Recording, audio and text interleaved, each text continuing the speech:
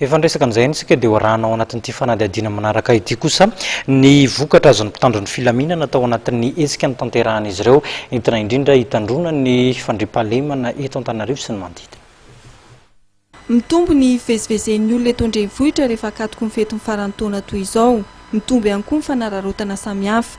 Araka ny tatra nataony teo anivon'ny polisy-pirenena na tratra 700 ny mpanendaka sary mitandro ny filaminana atao anatin'ny 2 herinandro. Vokatry ny fampitam-baovao nataon'ny olom-pirenena tsotra dia olona 3 ny voasambotra teny Ambodivona, olona 8 mpiasana orinasa teny Masikara Manjakaray no samborana ny zoma lasa teo noho ny mialatra vatomamy contre tout tamina orinasa. Nisy an'ireo basipoleta hitantsika amin'ny ambony latabatra, misy 2 ireo natratrarana olona 3 izay nitazona azy sy ireo ody maro isan-karazany amin'ny kilao. Tao anatin'izany no ahitanany koa reto fanamina, raha tsika mahita reto fanamina miaramila mazava ho azy fa misy fisandohana zany ao ataon'izy ireo.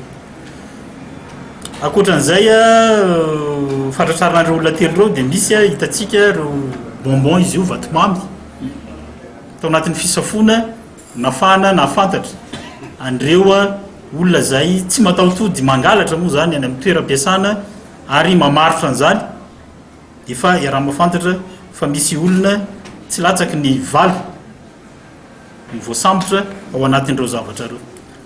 Mikasika amin'ny famovozana, manamafy ny fizavana ny fiara vitre fumé mpitandro filaminana. Ny vitre fumé izay nambaran'izy ireo fa tokony hahazoana lalana manokana.